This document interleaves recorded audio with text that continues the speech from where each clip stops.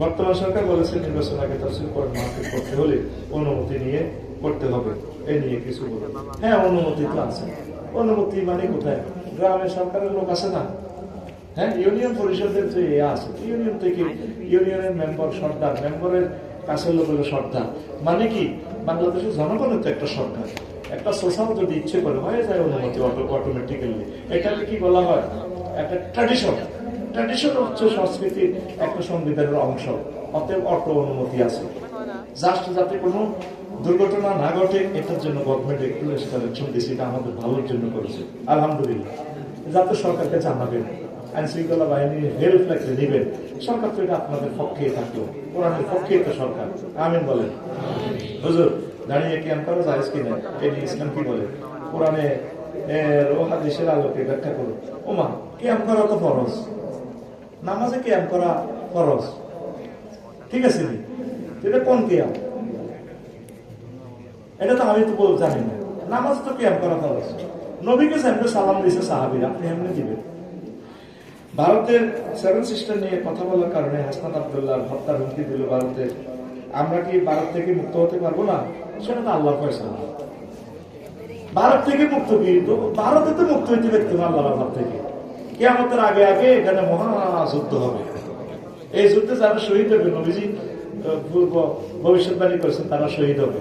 আবু রাদিয়াল্লাহু আনহু বলছেন, আমি যদি ওই যুদ্ধে থাকতাম, আমি ওই যুদ্ধে শরীক হইতাম।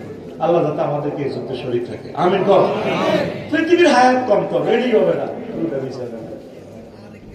আচ্ছা হুজুর, একজন আলেম বলেছেন, আমরা ইসলামিক রাজনৈতিক ঐক্য চাই না, আমরা অরাজনৈতিক ঐক্য চাই।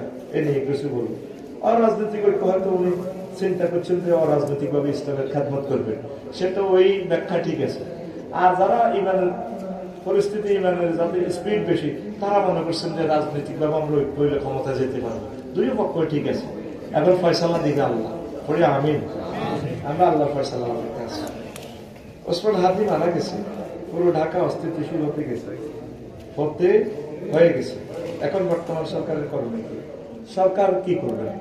সরকার, আমরা একজন মারা গেছে, এইভাবে আফসারিও মারা যাবে, আমরা ধৈর্য ধারণ করব, আমরা আইন শৃঙ্খলা বাহিনীকে সহযোগিতা করব।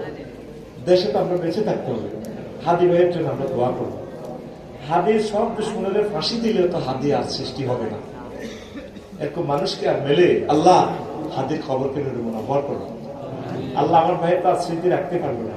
তার ওয়াইফ যদি গর্ভবতী হয়, তার কি সন্তান আছে? আল্লাহ তার সন্তানকে তুমি কবুল করো।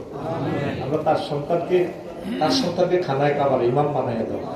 যে হাদি আমাদেরকে মুক্ত করতে গিয়ে জিন্দা শহীদ হয়ে গেলেন, আল্লাহ হাদির ফ্যামিলিকে তোমার রহমতের ছায়া দিয়ে জাফর তৈয়ারের মতো মর্যাদা দিও আল্লাহ। আল্লাহ সকল তারপরে এই জুলাই যোদ্ধাদেরকে তুমি কবুল করো। ৭১ সালের মুক্তিযোদ্ধাদের এই রক্তকে তুমি কবুল করো আল্লাহ। ৬৯ অভ্যুত্থানে যারা রক্ত দিয়েছে কবুল করো। ৪৭ সালে যারা ১৯৪৭ সালে যারা কষ্ট করেছে, ১৮৫৭ সালে, তারপরে ১৭৫৭ সালে, এইভাবে তারপরে ১৯৫২ সালে, এইভাবে যুগ থেকে যুগান্তরে যে সমস্ত শহীদেরা এই দেশকে মুক্তির জন্য রক্ত দিয়েছেন, আল্লাহ তাদের রক্তকে তুমি কবুল করো আল্লাহ। মিরেশ্বরের জমিনে তারপরে এই সুফি নূর মোহাম্মদ নিজামপুরি রহমাল্লাহ তাআলা ঘুমিয়ে রয়েছেন, সাইদ আহমদ বেরলভী রহমতুল্লাহ শুয়ে রয়েছেন, মীর নিসার আলী তিতুমী শুয়ে রয়েছেন। আল্লাহ তাদের রক্তকে তুমি কবুল করো আল্লাহ, আমাদেরকে তুমি কবুল করো তাদের পথে। ধন্যবাদ। মোনাজাতের আমার মাদ্রাসার দিকে খেয়াল রাখবেন। গ্রামবাসী